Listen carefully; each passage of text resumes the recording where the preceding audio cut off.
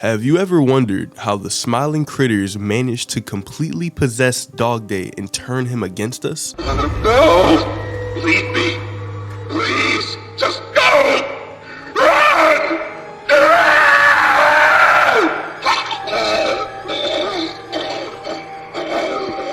Well, I have a couple theories on how this could have happened, with the last one seeming like the most accurate. But first, we have to figure out how DogDay even got in this position in the first place. During the scene with DogDay, he was talking about how he was the last of the smiling critters, but for some reason he was still alive and chained up to the wall with his legs completely missing. Now, for the other members of the smiling critters, I'm led to believe that Catnap killed them off immediately after realizing that they weren't being controlled by the prototype, as mentioned by Ollie in one of the scenes. In Catnap's eyes, the prototype is a superhero and has saved this place.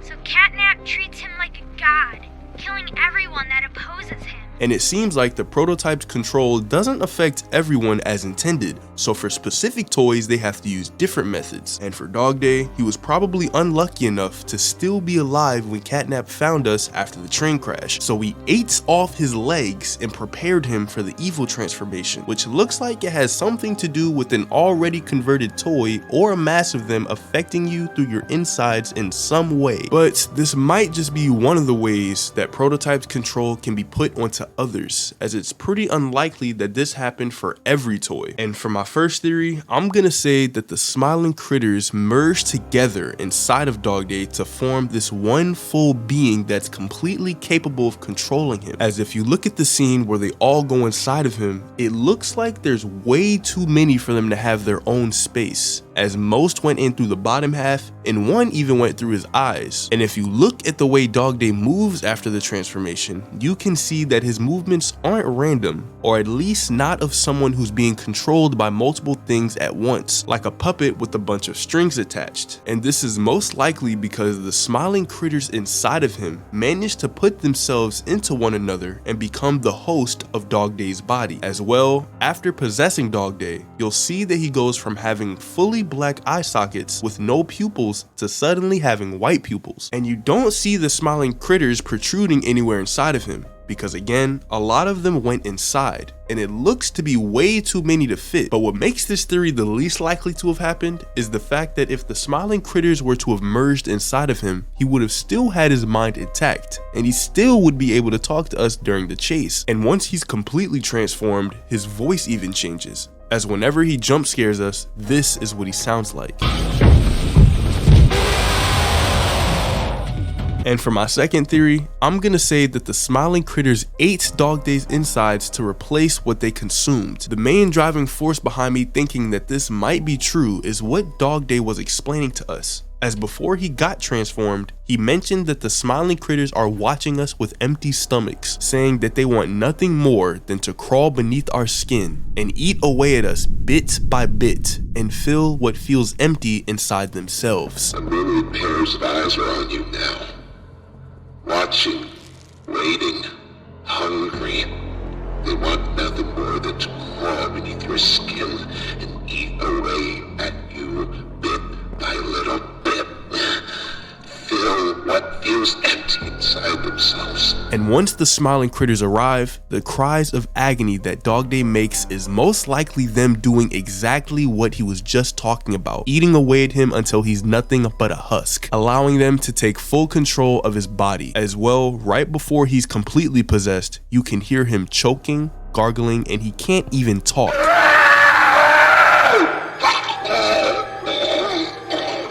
And this is probably due to the fact that they ate away at his vocal cords, to the point where it just sounds scratchy and unrecognizable.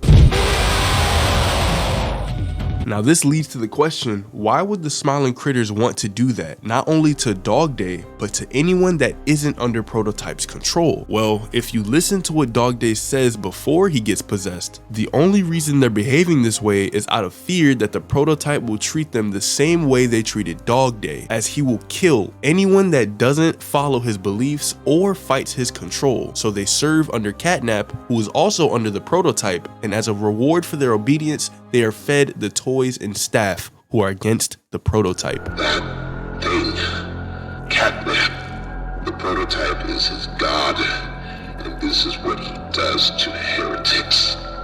These little toys follow Catnap to avoid that very fate.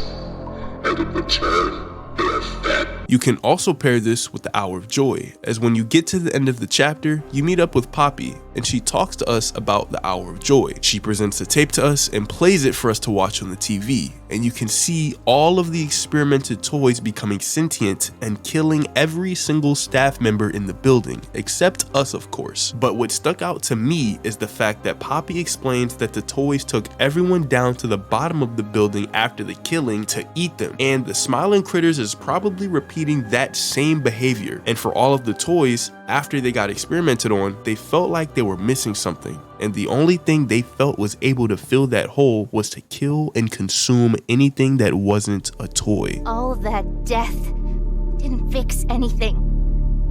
And then, once it was all over, they dragged those corpses down below where they'd never be found. And they ate the bodies to stay alive.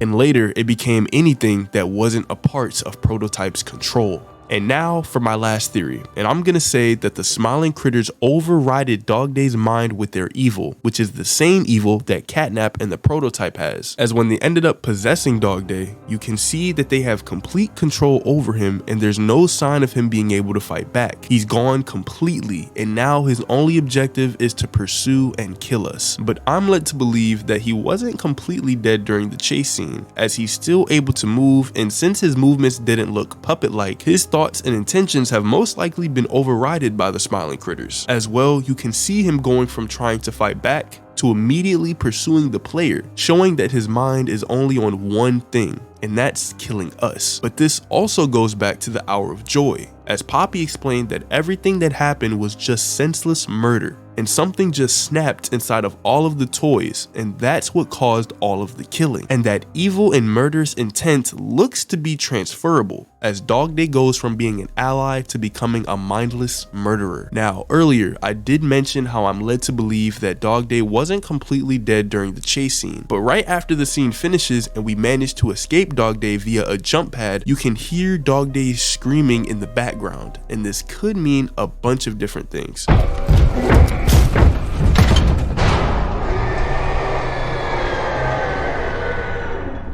Firstly, the screams don't actually sound like DogDay, and it seems to be some demented form or cry of agony from the Smiling Critters finally killing him off like the rest of the crew after realizing that we escaped. It could also be a cry of frustration from the Smiling Critters that we escaped, which means that the Prototype will kill them for not catching us, the same way he killed Catnap at the end of the chapter. Or it could just be the noises of the transformation fully completing, but this is unlikely since DogDay seemed to have already been converted. But let me know why you guys think DogDay got possessed down in the comments. Thanks for watching, subscribe, and click on this video right here.